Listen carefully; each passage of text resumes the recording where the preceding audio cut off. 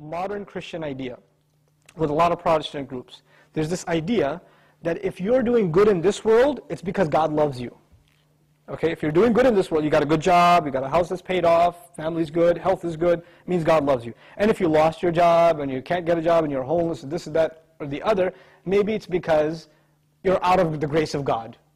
God, doesn't love you, etc., etc. But our position on this is entirely different. If you're wealthy or you're absolutely in abject poverty, right? Either way, we believe that Allah loves both of them, and rather Allah is testing both of them. It may be that somebody's wealth and luxury is a means to their destruction.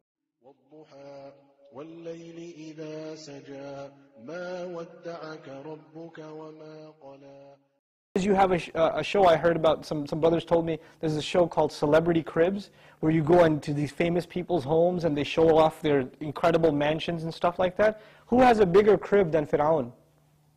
Right? Who's got a bigger palace than Fir'aun? The pyramids are still, talk about architectural integrity, right? Those structures are still around. They're a world monument. This was his house. This is where he lived. Talk about a nice place to live. Yet, are these examples of successes or failures? They're examples of failures. So really the absence or presence of wealth or health or youth or any of these things are not a gauge of success or failure for the Muslim. All of these are tests. All of these are tests. It's not that wealth is bad either. Wealth can be good too.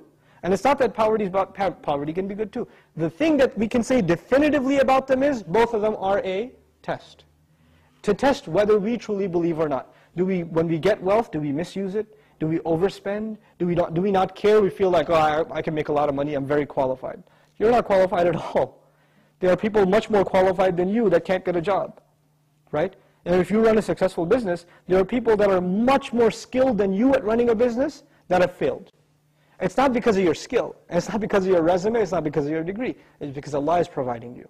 And when He wants, He doesn't provide. He could take an economic system that is like, you couldn't imagine it crashing in the way that it did. It wouldn't fathom. If you said it the day before, if you would say it to someone, or the months before, if you say it before the housing crash, oh, I think everything's going to pop. This whole system's going to pop. The stock market's going to be in the 6,000s. What, are you crazy? That's not going to happen for 50 years. That's never going to happen. You're insane. You're a conspiracy theorist. SubhanAllah.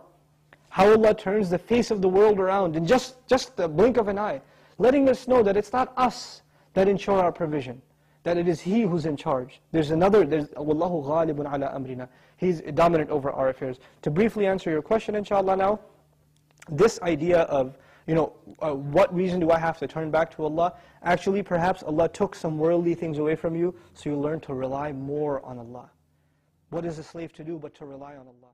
وَلَنَبْلُوَنَّكُمْ بِشَيْءٍ مِّنَ الْخَوْفِ وَالْجُوعِ وَنَقْصٍ مِّنَ الْأَمْوَالِ وَالْأَنفُسِ وَالثَّمَرَاتِ وَبَشِّرِ الصَّابِرِينَ الَّذِينَ إِذَا أَصَابَتْهُم مُّصِيبَةٌ قَالُوا إِنَّا لِلَّهِ وَإِنَّا إِلَيْهِ راجعون أُولَئِكَ عَلَيْهِمْ صَلَوَاتٌ مِّن رَّبِّهِمْ وَرَحْمَةٌ وَأُولَئِكَ هُمُ الْمُهْتَدُونَ.